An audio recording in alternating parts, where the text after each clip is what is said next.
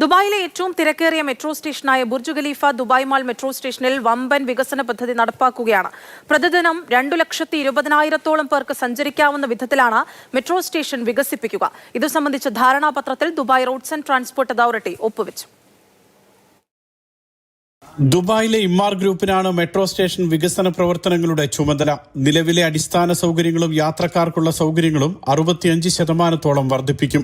സ്റ്റേഷന്റെ ആകെ വിസ്തീർണം 6,700 ചതുരശ്ര മീറ്ററിൽ നിന്നും 8,500 ചതുരശ്ര മീറ്റർ ആക്കും. മെട്രോ സ്റ്റേഷനിലേക്ക് കയറാനും പുറത്തേക്ക് ഇറങ്ങാനും പ്രത്യേകം കവാടങ്ങൾ ഉണ്ടാകും. യാത്രക്കാർക്കായി പുതിയ നടപ്പാലം നിർമ്മിക്കാനും കൂടുതൽ ടിക്കറ്റ് കൗണ്ടറുകൾ സ്ഥാപിക്കാനും തീരുമാനിച്ചിട്ടുണ്ട്. മണിക്കൂറിൽ 12,320 യാത്രക്കാർക്ക് സഞ്ചരിക്കാവുന്ന വിധത്തിലാണ് വികസന പ്രവർത്തനം പൂർത്തിയാക്കുക.